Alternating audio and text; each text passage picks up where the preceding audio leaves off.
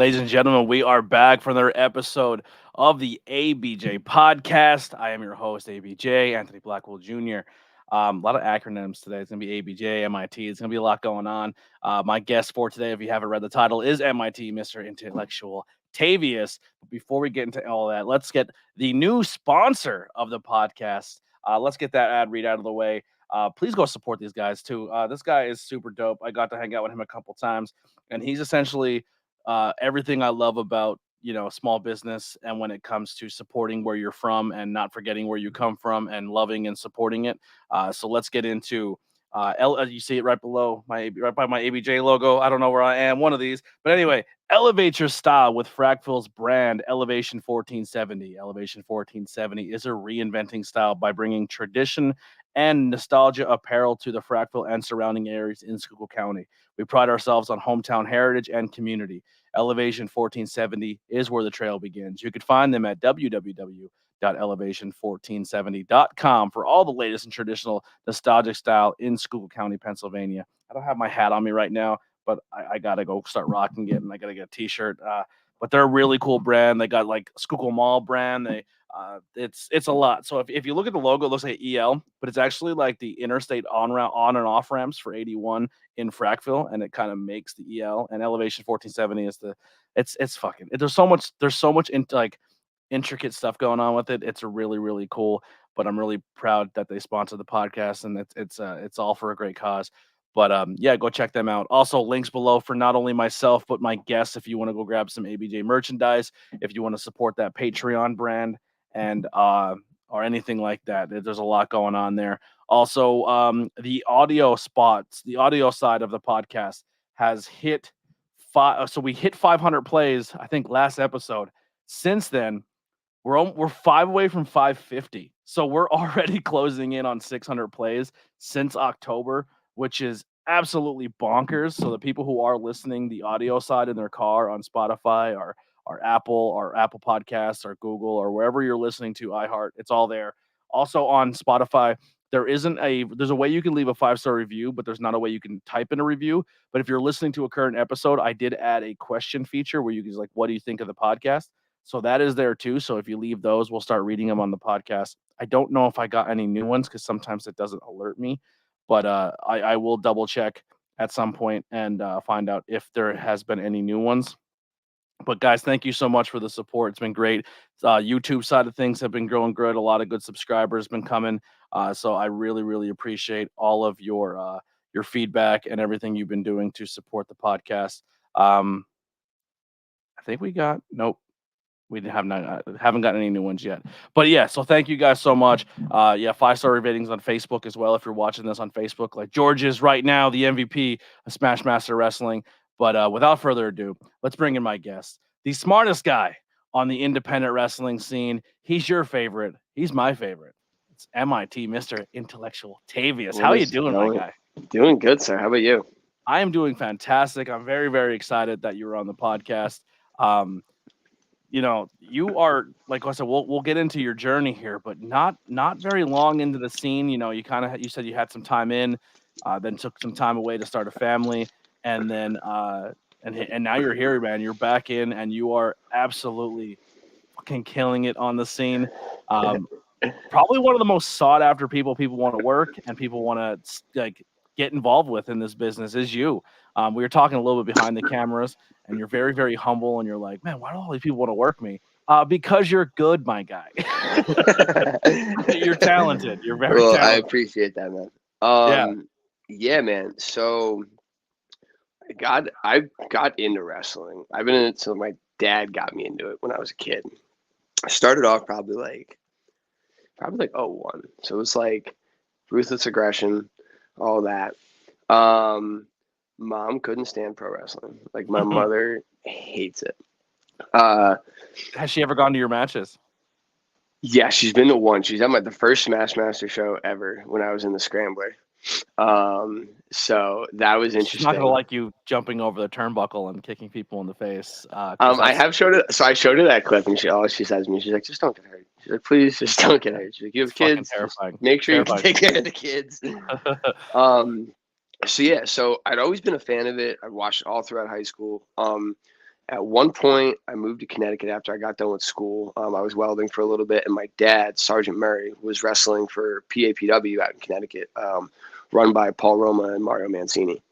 So I got in there, and I got in right when it was like me, Dustin Waller, The Haven, Zachariah Gibbs was in there a little bit, Kylon King's in there. And so I got in with those guys. We all, me and Dustin actually were our first debut match together. So we've known I've known that kid since we broke out into the business.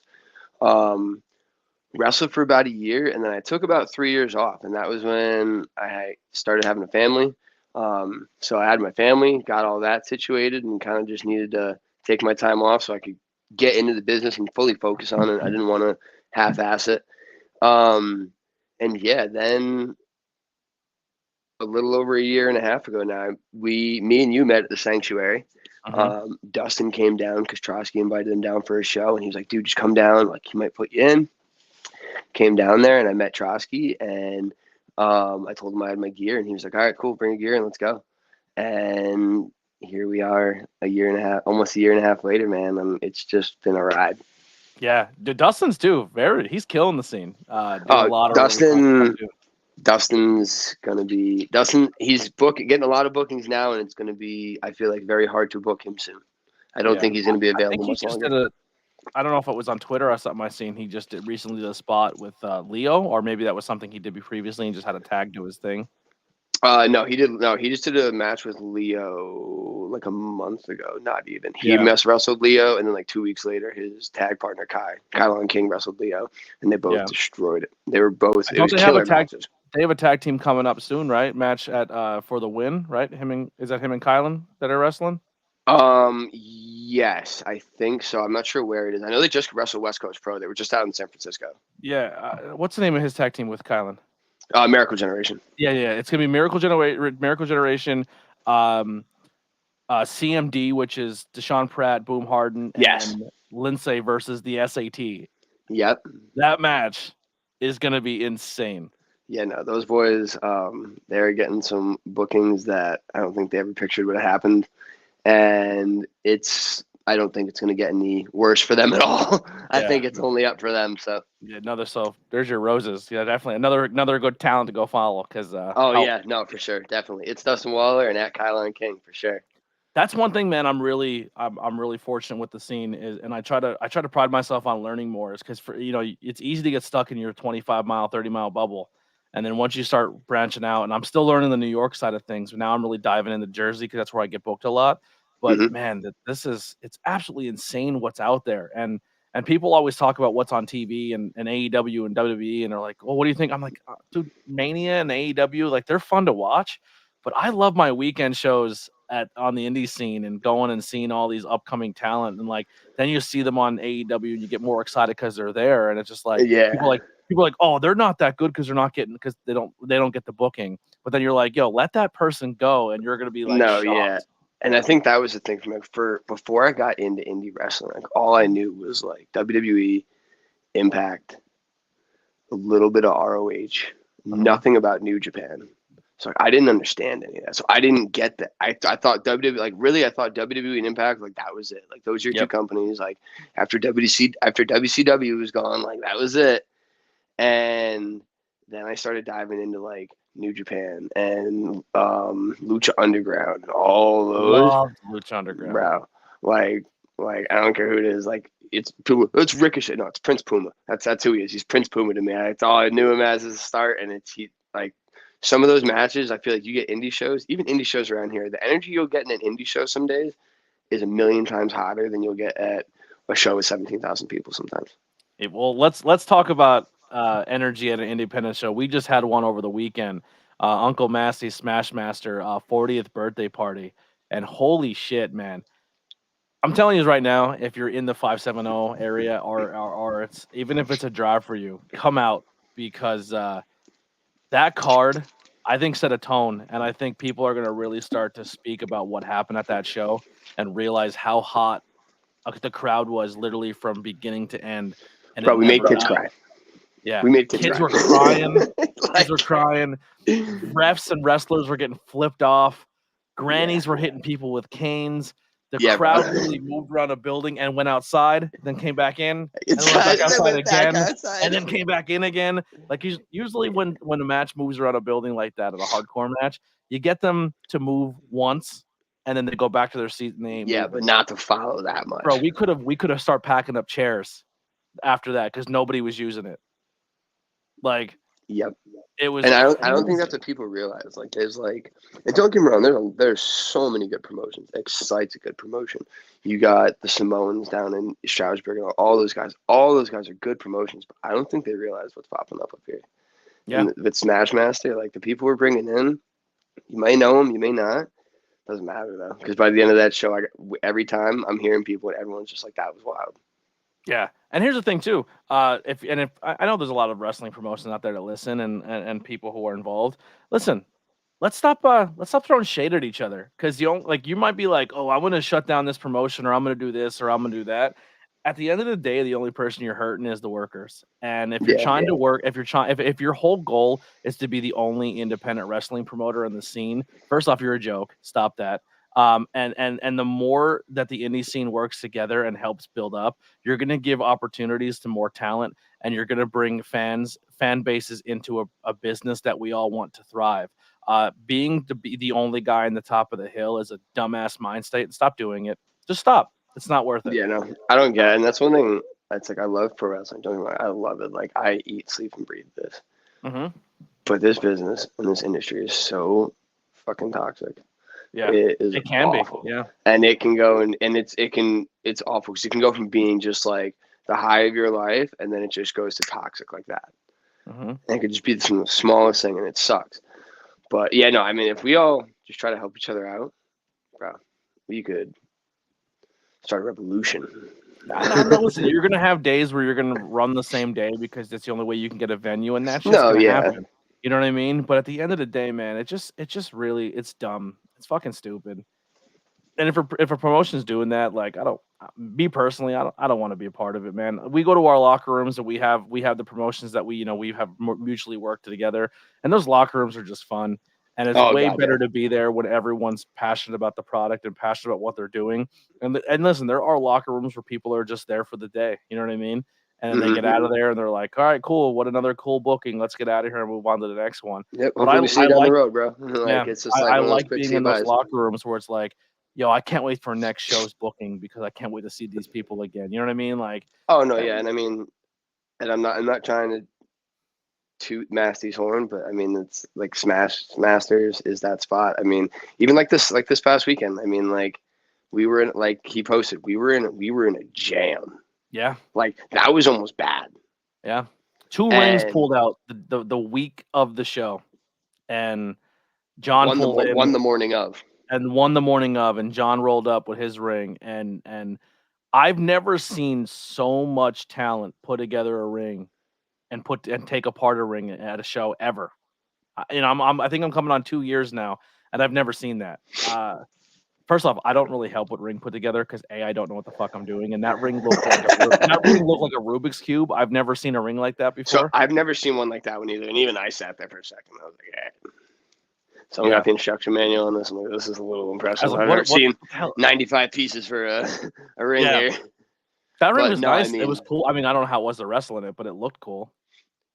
I liked it. I thought it was a cool ring. The ropes were higher than – I think it definitely was a little bit taller than the other ones. The ropes were definitely higher because you used the one on the ring we normally use. The bottom rope is definitely a little closer to the canvas, which I kind of like it being a little higher. It makes it a little harder for the dives.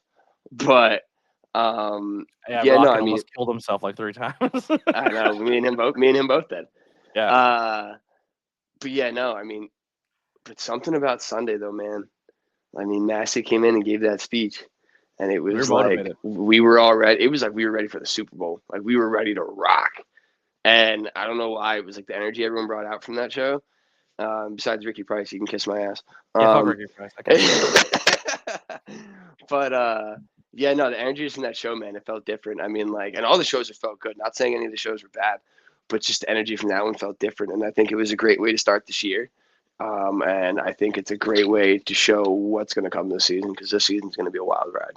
Yeah, make sure you go over and you check out Smash Master Wrestling on it's all. If you go to my YouTube page and scroll down the companies I work for, it is underneath there. Please subscribe. There's tons, especially High Tension as well. They have two different pages, but it's the same Yes. brand.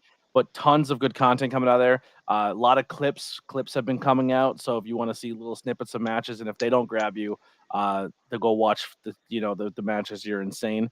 But there's a lot of fun stuff there. But yeah, let's kind of dive into that a little bit. So that's kind of where we've been mostly working. You've had a little bit of a rivalry there with Furious, which Yep. holy Hannah, if you go back and watch those matches, you guys are absolutely fucking crazy. The shit you guys pull off, especially Furious. Furious is one of those other low key guys, man. You put him in there with certain people and it's magic. Him and Rocket last show, unbelievable. Oh God, that was wild. Yeah, that's another thing too with this last show. Even what I would say, like, I don't want to say worst match because that's not a way I want to word it. But like, if a fan was like, "Yo, what was the match that you would scratch off the card or remove?" I can't think of one. I really can't. We get these matches, man, and it's like sometimes it's good. It's like that's a banger all day, and then even some of them are just like, I don't know what it's gonna do. Could go up, could go down. We don't know, but it's just like. It's just that possibility. I think sometimes it's just that flying by the seat of the ass. And it's like, fuck it, let's just see where it goes, man. Yeah, and like for how much it was shifted around and moved, it's been nuts. But then, you had your rivalry with him for a bit. Mind you, too, which was with the rivalry with Jason Furious. Yeah. I'm 26. I'm not in amazing shape. I'm not those 205 live guys. I'm in decent shape.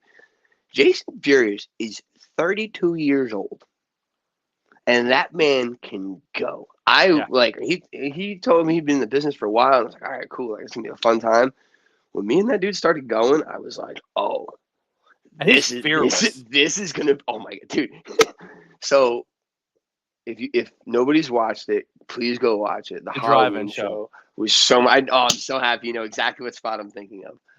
And he did that dive spot out, and he hit the gravel. He went from the second turnbuckle.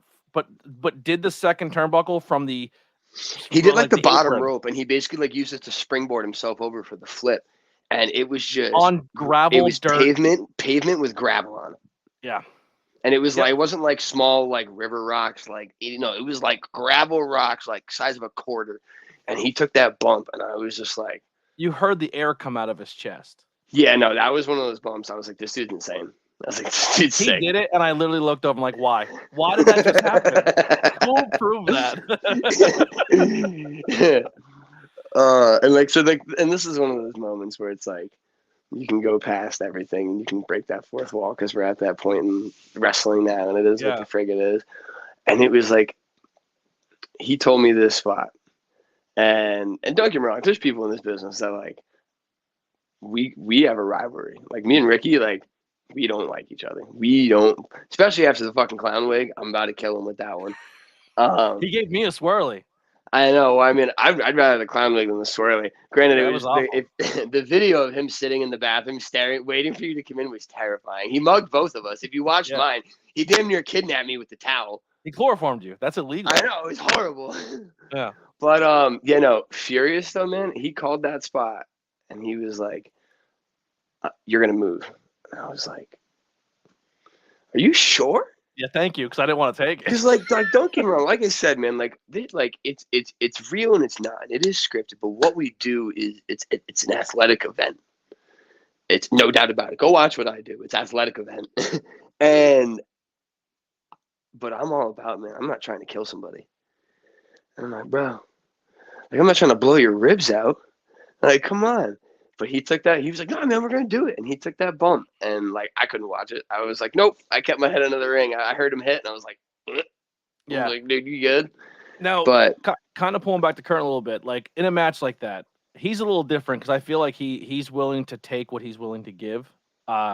When you're a higher flyer, like a high flyer guy, and you're gonna do stuff off the top rope, or you're gonna do like that flying stuff, when you're putting together a match with people, can that be difficult to be like, "Hey, this is what kind of what I'm trying to do, and this is my style"? Because like honestly, if I'm in the business and someone's like, "Yo, I'm gonna do a 450 or something where I'm gonna jump off the top rope and land on you," that's a lot of fucking trust.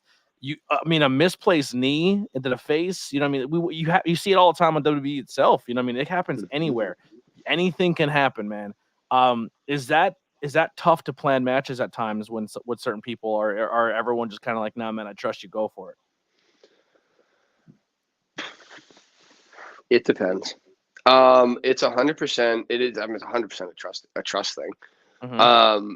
With Furious, knowing he'd been in the business 15 years, I was like, and I mean, and like to kind of like segue a little bit, like with all of Smashmaster, I didn't know how he's I was like going to get in Beetlejuice. this You match. say his name 3 times and he shows up. Screw you, Price. I hate that. And so I was looking for promotions to do, and Massey had always mentioned he wanted to go and do a promotion. And I was like, dude, you got one? Hit me up, please. I would love to. So he asked me to do this, and he handed me a gift of Jason Furious with that match, because he could have put me in with anybody and was like, all right, like he could put me in with someone as green as I was, and was like, just go ahead, just try to figure something out. And that dude threw me in there with him, and that was probably one of the most fun matches working with him, because it's so easy to bounce stuff off him with Furious. But I think it's just, you got to go and look up your opponents. If you trust them, you can do it. If not, you don't. I mean, sometimes it's like, screw it, we'll just see where it goes. Mm-hmm. I mean, because you never know what's going to happen. I mean, sometimes a move that you've watched a dude do 1,000,000 times in a match goes wrong on that one time. Yeah. I mean, my buddy of mine who he wrestles, he's done he does a 450, and he had done it a couple times, and he landed them perfectly all the time. And we did it together in a match, and his head hits my chest, and he like didn't knock himself out, but he had no idea where he was, and he was supposed to go back up. He was supposed to go back up to hit another 450. And I was like, you got to go back up top, and he's just like, I gotta go up there. And I was just like, one of those moments where you're just like, oh boy, like here we go, like all right, like we got to switch it up. But before going into that, we were like, all right, like no, we got the spot. We've done it before. We're good. We practiced it, and now it's like in the moment, shit hit the fan, and it is what it is. So it's just a guessing game, man. It's just a feeling out, I guess, from the moment. I don't even know if I should post this, but in the spirit of good fun, ABJ from ABJ would be incredible. Never would happen, brother. I don't judge. People do that in their lives. I appreciate it, and everybody loves ABJ. But ABJ, I wonder if this is another person because the sticker on your wife's car. Yeah. Oh my God. Yeah, she's been getting harassed. It's been great. I saw that, and I was like, well. She's like, I think the one car was following her and kept pulling up next to her and like waving and she's just like, oh my God. She's like, oh, last time I let him use my car. Yeah. Her car is my usually wrestle day cars because I could put everyone's gear in the back as well as mine. I bring a whole production team with me, or whole production crew in my back, all my equipment. Because you ever that one day where it's like, yo, something broke, and I'm like, I got it in my car. Mm-hmm. You know what I mean? Like wrestlers bring their gear. I bring. Yep. Wrestlers always show up with the gear. Production boys show up with the gear. Even if I'm not booked to do it, I'll be like, oh, your commentary busted out for the day. Guess who's got 4 microphones and a whole setup in the back? Because you never know too. If someone's like, yo, you want to do an interview? I have like a couple minutes, or like if a name is there or something like that. There's always a camera and a recorder. Oh no, yeah, for sure. I usually never use it. Because usually at the day of shows, even if I'm not booked, I'm trying to find myself to stay busy instead of getting my own content. But I find ways to sneak them in now. I'm getting better with it. But yeah, so then you go from Furious to the Ricky Price match, which they're pulling back kayfabe a little bit. You guys are kind of on a similar trajectory where you're very early in your careers, very early in the business, and you're both on a very big rise.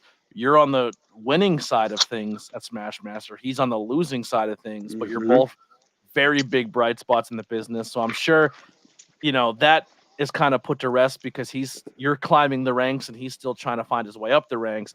But I'm sure at some point in the future that'll maybe change. Him losing is amazing though. But now you just recently went up and squared off against Kit Raff, which, you went backstage and called your shot and said, you're my next opponent next match. Let's get it booked. And you showed up and showed out, and you got a big win over, I guess you would say, the Smashmaster favorite, the veteran of the 570 area, and put a big claim on. Now, listen, I know Kit Raff, came out at the end and he challenged Boozy. It's already been announced that's going to be our main event. But I mean, you got to kind of think to yourself, like, you just beat that guy and he's in the main event. Like, you want that main event draw, right? I do, but I'm okay with getting there. Yeah. I like taking the time with it. I'll build it. We'll get there. And I feel when we get to that main event spot, it's going to be a banger. I love that. Could be me and Price. Maybe we'll get somebody from one of my old territories to come down. Oh, we'll figure it out. Yeah. Now, part of your name and you're the smartest guy in wrestling, you had very good scouting there, realizing that Kit likes to use the lariat. He likes to use that arm to finish his match. That was your target. That was your you sniped that out and you injured the arm. So if it came, maybe there was not enough power into it. Like, is that something that comes to your game planning? And you said you study your opponents, you watch what they do. Is that going into a match? Is that a huge part of your game planning? Definitely no, 100%. I mean, the second I find out who I'm wrestling, if they have videos to watch, if they have matches to watch, I'm sitting there studying it. And I'll sit there and watch anything they do. I'll learn their finish. I'll learn their signature. And I'll learn if they like fighting from the ground, if they like fighting from the air, what they like to do. I don't know, just makes you an all-around better opponent. I mean, I started in high school as an amateur wrestler. So all I know is just ground fighting. And then I did a little bit of mixed martial arts here and there. And then once I got into pro wrestling, it was just kind of, let's start going from the air now. That's crazy because you are known for being a high flyer, and maybe not smart to let your hand out there, but mat and submission and striking is your thing too. I mean, like like I said, that's a very well-rounded game right there. I like to say I'm a jack of all trades, master of none. So I like to go and just touch all the bases, man. But yeah, no, I mean, the big thing with Kit is, I mean, you watch a lot of his matches and he loves throwing that lariat. I mean, it's basically like watching Kit, which is basically like I felt like it was JBL versus Eddie. Yeah, him trying to throw that massive lariat. I told Kit, I said, I've never seen it before until that match. I was like, but dude, you remind me so much of like Eddie Kingston, just like that badass dude in the ring who just wants to fist fight and just has that grit about him. And he's like, everyone always says that, but I'm like, that's not a bad thing. No, I mean, and don't get me wrong. I love calling people out and I love being a shit stirrer, but I will give credit where credit is due. Kit works, and Kit will lay in his strikes, and he will let you know who you're working. That definitely wasn't an easy win. Someone may say it was a fluke the way I rolled him up. I call it an opportunity. Don't appreciate Ricky Price's fans getting in my face after I win a match, but it is what it is there. If they want to hate, I thought he was saying that you were his number one favorite. That's what I thought so too. I don't know why he was using this finger instead of this finger. It was really weird. It's the excitement. You just gotta throw whatever one you got. You know what I mean? He even said Matty D he was his favorite ref. Yeah. But no.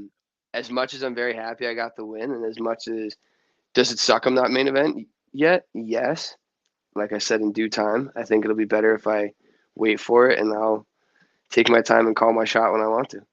Well, we have a question here. It says for the Q&A section, but what a better time to ask it than now. If you could book your own match for 2023 at a local Northeast PA talent scene, who would you choose?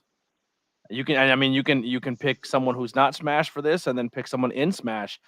Maybe someone you've been keeping an eye on that you would like to maybe square off of next.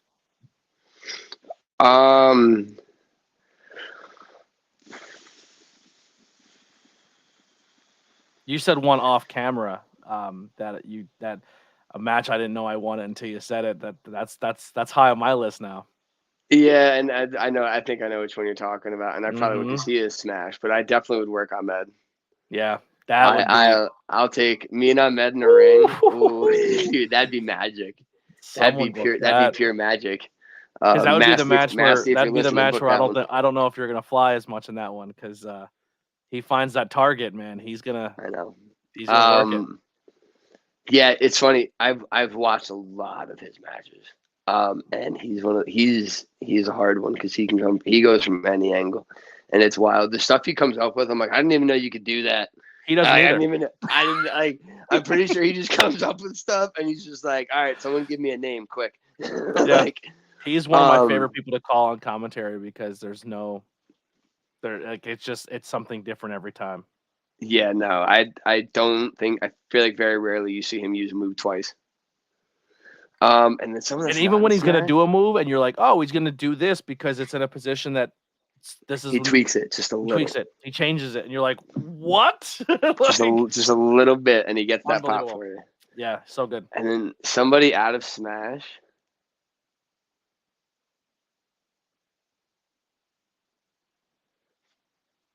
I feel is Rocket is Rocket from Smash? No, he's Titan. A little bit of both. A little bit of both. I know he's got that Titan lightweight belt. Rocket would be another one. That'd be. I mean, if you really want to go someone who's definitely not in Smash, I would go with Dyson Bennett. Yeah, Dyson Bennett's still working into the roster. Dyson Bennett, I think, would be another good one. But yeah, definitely Rocket. Is there any like super indie people out there, like a Marcus Mathers or Jordan Oliver or a? Oh God! Oh man, you're gonna get into that list. Shit, you want the Cliff Notes? Yeah. I would definitely work Dustin again, Dustin Waller. Me and him have worked like 3 or 4 matches now, and every time we go, it's war. So I would definitely love to work Dustin again. Marcus Mathers, I would love to work with him.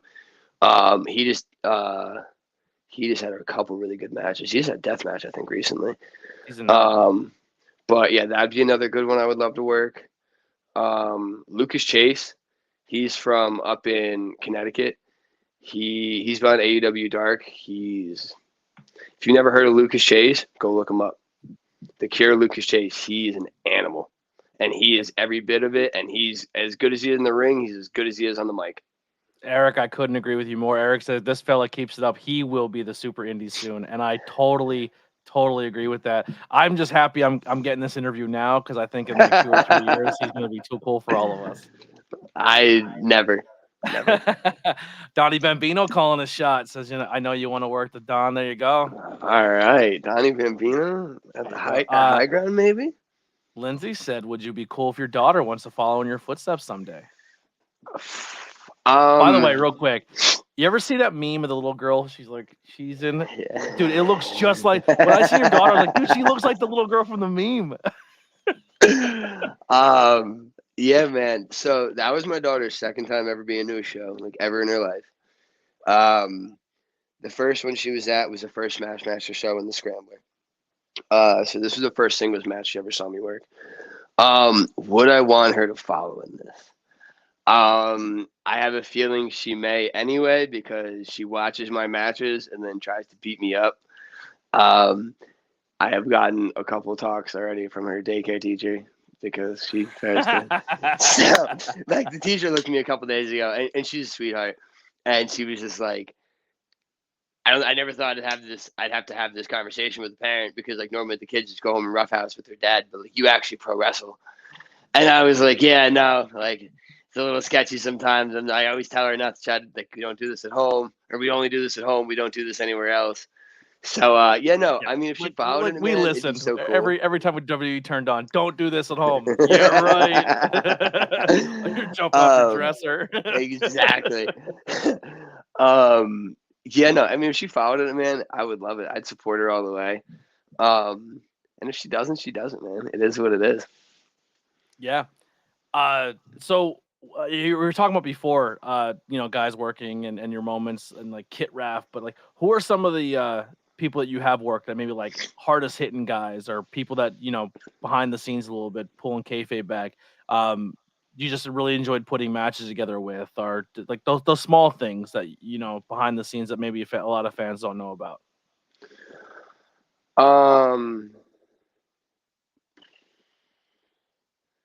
If I'm gonna go hardest hitting, and I could already tell you who it is in 2 seconds, and it would definitely have to be my brother, or my big brother, metaphorically big brother in the business. God rest his soul, Big Jim Anderson. Dude was 6'4", and he was like 275, 280, but he was built and looked like he wanted to just. He was a punk rock singer. So like he had like the Misfit tattoos, all these like crazy tattoos, and he was probably one of the nicest guys you'd ever meet.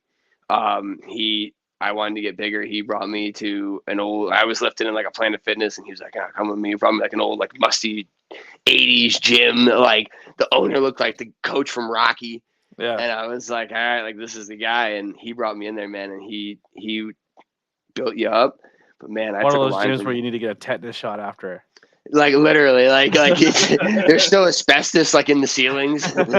And yeah, no, he hit me with a line one day. It was actually my last match I ever wrestled before I stopped for those 3 years. And he hit me with a line in that match. And I remember I got to the back and I was like, brother, I don't know how my chest ain't caved in after that. I was like, but that was awesome. Yeah, so Big Jim was definitely one of the hardest hitting. One of my favorite to work probably has got to be, and I've said that already, is Dustin. I mean, we started together in the business, so we know each other like the back of each other's hands. So calling a match for us is, it's very easy. But we also do have that very big competitive nature, because we started out together. So, and because we started out, he got a win over me. So I never let him live that one down. But yeah, so I love working with him. I don't know. I like working with everybody. I really, honestly, I haven't had anybody yet that, being newer in the business, I haven't had anybody yet that I really didn't like to work. I mean, if you want to go with like a favorite match, I probably like singles. I've been in a couple of scramblers and 3 like triple threats and stuff like that. I mean, triple threats are fun because you can have you space them out a little bit more. You can kind of space out what you want to do. The pacing's different, but I don't know, just something about a one-on-one. Like this weekend, man, when Caitlin hit me with that lariat and took my head off and folded me like a lawn chair, which like that's why I said it was great. He's like, run your laundry, fold it. And I was like, yeah, you forgot add starch. You know, that was the stiffest hit I've taken.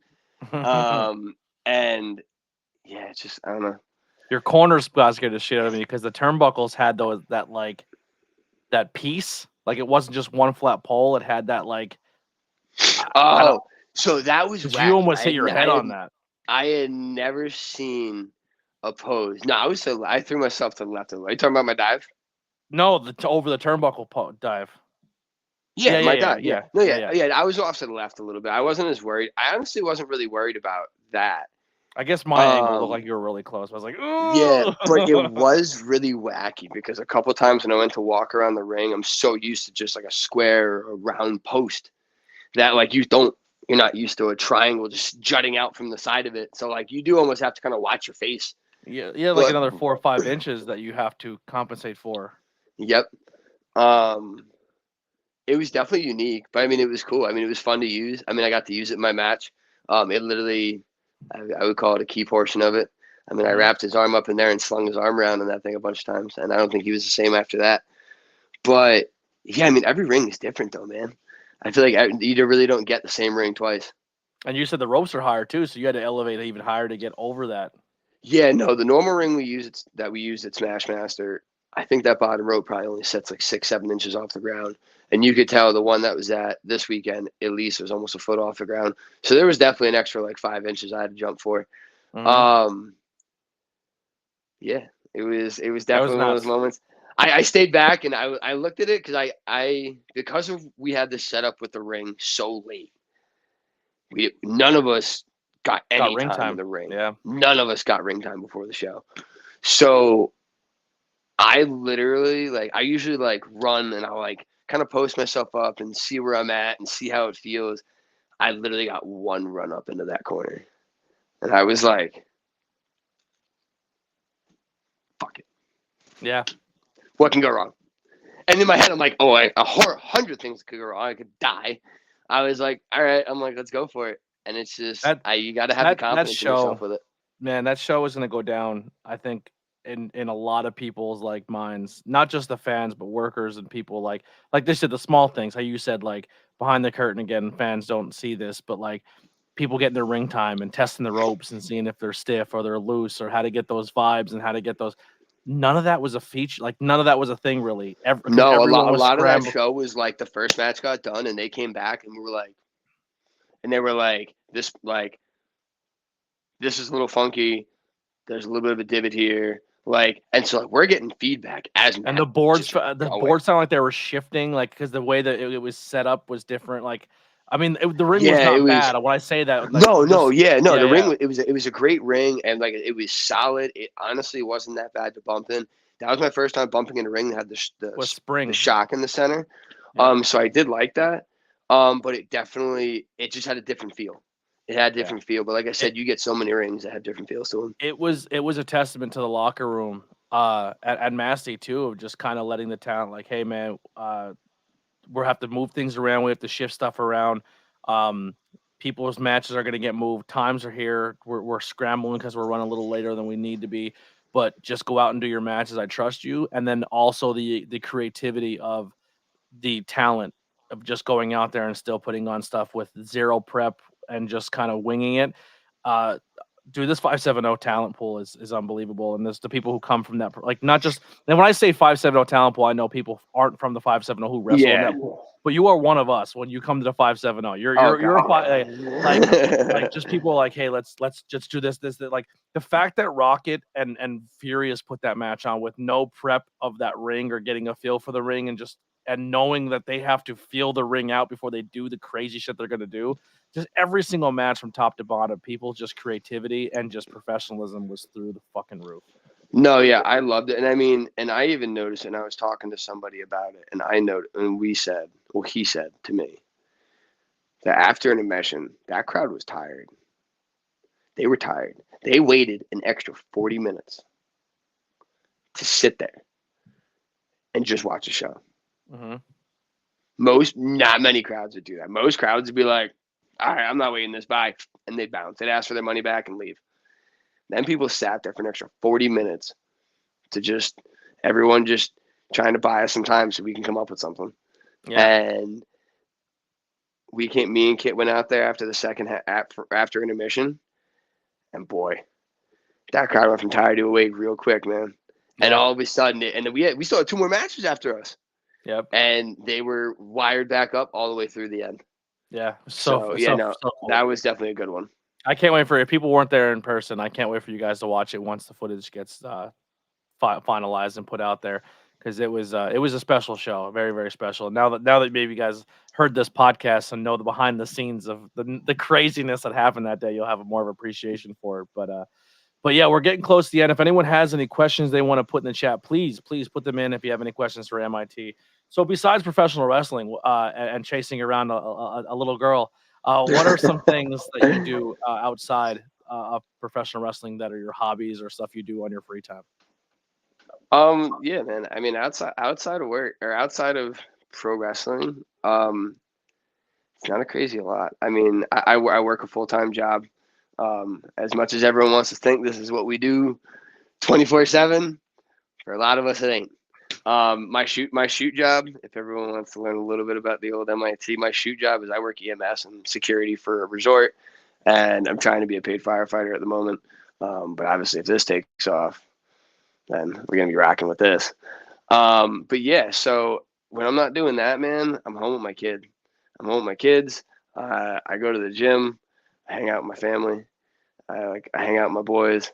I play some video games. I love Fortnite. I'm on. I play some Forza. I mean, WWE 2K. I'm on that all the time. But other than that, man, I'm pretty low key. I sit there. I love watching wrestling videos. I'll sit there and I'll watch IWTV all day.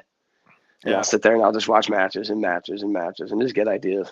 Is there a promotion that you watched that kind of caught you off guard? Like, holy shit, I didn't think I'd be into this promotion, but now like I fall in love with it. And they might not even have to be from around here. Not that they caught me off guard, but it was cool to watch the build up. And I know it's because I have people who I know that work on the show, and that's why I watch it. But Beyond, I mean, Beyond. if you've watched Beyond from day one, and I know you have, to now, it's wild. They started out with like 40 people in that crowd, and now they can't make. It's one of the top room. promotions that people want to be at and go work. Yeah, the names they bring in are crazy. Oh my gosh! I mean, case in point, like if you've never watched Beyond, go watch Beyond and go watch Leo Rush versus Dustin Waller. Go watch Alec Price. Alec Price would be another guy I'd love to work. Northeast Beast is insane. Kylon King is on there. Like all those guys that come from beyond, the talent that comes out of there is insane. And some of those dudes, I mean, when Dustin and Kylon and all them got on there, they weren't nobodies, but they weren't well known. And now, man, like I said, I mean, they just went to California for the first time. Yeah. I mean, they're getting flown to shows, and I was talking to them a little bit because we'll still chat it up every now and then. As much of a rivalry as we have, we're still boys. We still broke out in the business together. And I look at him, man, and I'm like, if you thought 2 years ago, like, this is where you'd be, and he's like, no way. Yeah. Not a chance in hell. I still have those moments where I'm like, what the fuck am I doing here? Dude, and I still have that too, man. I mean, when I stopped 3 years ago, I thought I was done. I thought I was done. I was like, you know what? It is what it is. I had my time. I had my fun. So getting back into this now and getting what that nudged you gift, to get back in? Dustin told me to come down to. Dustin had always been in my ear to get back into it because he knew I had something. Yeah. I'll give him the credit where credit is due. Dustin knew I had something. Mm-hmm. And Dustin gave me that inspiration to want to come back into this. And I got into this, and he told me to come down to Sanctuary, which is where me and you, I don't even know how much we talked at Sanctuary that night, but I remember hearing the commentary when I watched it back. And yeah, it was just fun. I mean, the Sanctuary, you walk in, and it's the church and all the lights and the WrestleMania 3 ring and entrance ramp, and it's cool. And so I got into there, and I was just like, man, I still got the itch. I still got the bug. It's funny, not a lot of people know that's the WrestleMania 3. Yeah, man. Yeah. And then I got done with that show, and a couple of guys, Dustin, Kai, Marcel Williams when they were working with PAPW at the time, were like, cool, so you're back in the business now? And I'm like, I guess. They're like, cool, you're working a Rumble next week in Connecticut. I'm like, I guess I'm working a Rumble in Connecticut next week. And yeah, man, it was history since then. And now it's just, I started with Connecticut, and I was getting a couple bookings here and there. And I was kind of just wading my way back into it and seeing how it would work with the kid. And then Rosh hit me up, and we started going from there. And now we're just riding it, and I'm just enjoying every minute. With having kids, it's one of those things of, you don't know how long you can really be in it and how easy it is to get someone to go and watch your kids so you can go and do. And like I left a little bit early from the Smash Master show this past weekend because I had to get back to my kids. Yeah. So like I'm sitting there like packing up my bag and doing all this stuff and trying to get out, and I'm not trying to screw the boys over and say bye and miss the show because I love watching the shows, but you got to get back. I got to go back to dad mode. So I mean that's a big aspect of it, is trying to balance home life and wrestling. So usually it's like I my mom, by the grace of her, she watches my kids for me, and she'll hook me up, or my kids' mom will watch it for her. But then I'll go and I get that opportunity to bring my kid, and it's so cool because she just gets so involved in it, and she's just excited, and she's getting to meet everybody, and she's so shy, but by the end of it, she's wanting to high five everybody. So it's cool to watch that aspect of it and see like her growing into the industry a little bit and watching, I guess, as a dad. I guess I just never pictured I'd have kids so early on in my wrestling career that now it's just like it's a whole new world with it. Yeah. So I'm just, like I said, I'm just enjoying the ride. I'm enjoying the gift I got given by Rosh, and because that was 100% a gift he gave me, and the matches he gives me and the matches he puts me in with.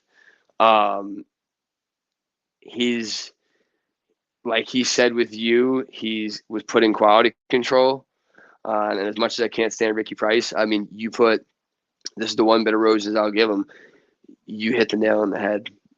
Me and Ricky, I don't think people understand what's about to happen. And I think we're two people that are about to really start taking off in this business.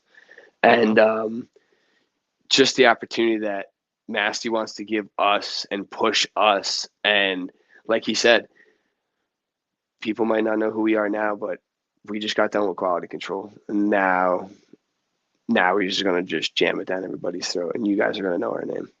And you guys will know Smash Master. And you guys are going to know 570.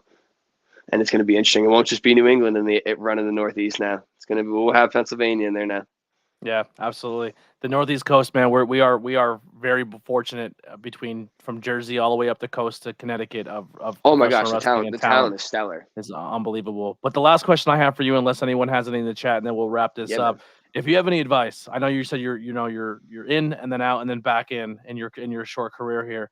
Um, if you had any advice, someone listening to this who wants to get in the business, who wants to be a wrestler, what would be some things that maybe you latched onto that helped you in your career, and some moments that you're like, man, I wish I would have stayed away from that or not done that? What are some advice you would give to young talent?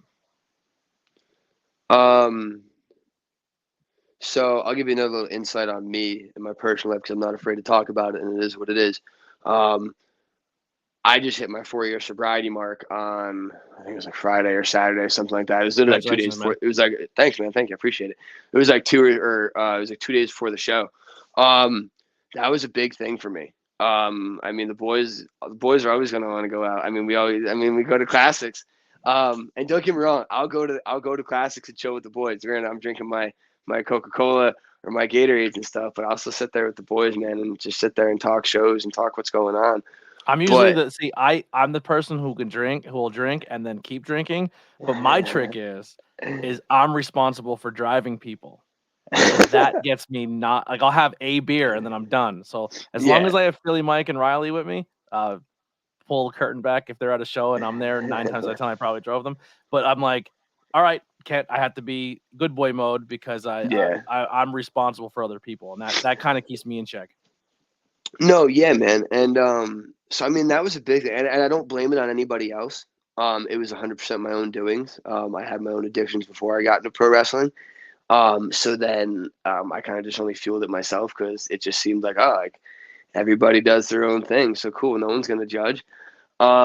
Yeah, man. So I mean, like, if you can handle it, if you can handle, I'm not saying do drugs and stuff. So don't say I'm saying that. Don't cancel me on that one.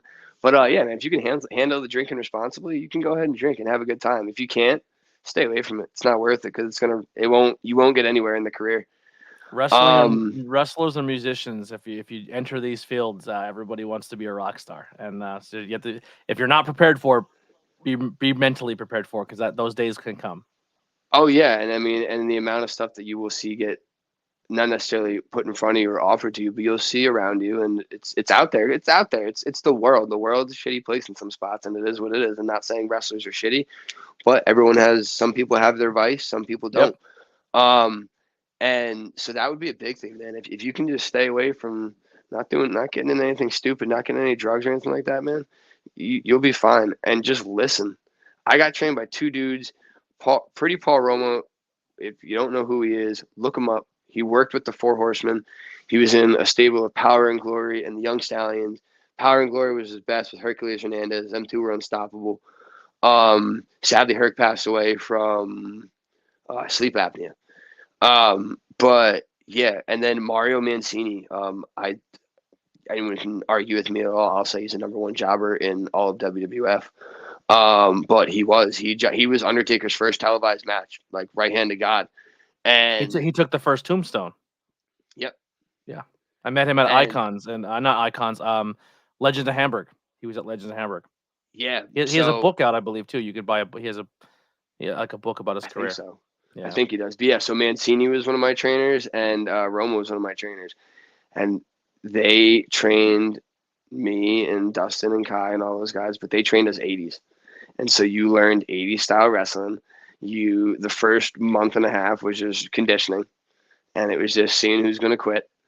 And if you can get through them kicking your ass, because it's not ballet. It's not. I mean, look what happened to Ricky.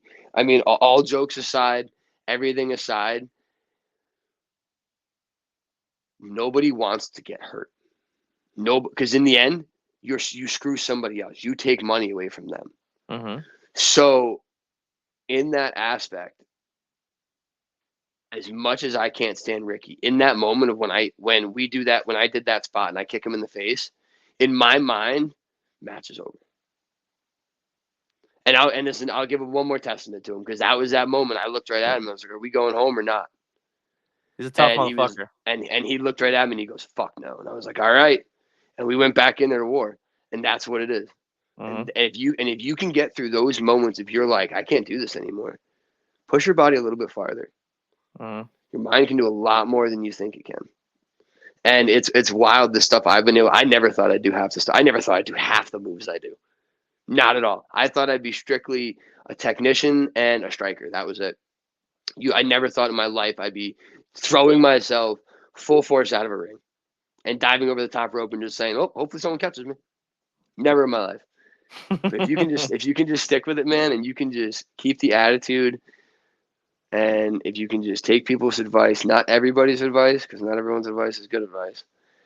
Take it with a grain of salt, though, man, and just learn around the ways. Stick around the good people, and you'll know who the good people are. You learn it very quickly in this business, and you can go somewhere in this. You can do something with them. Have some fun with it.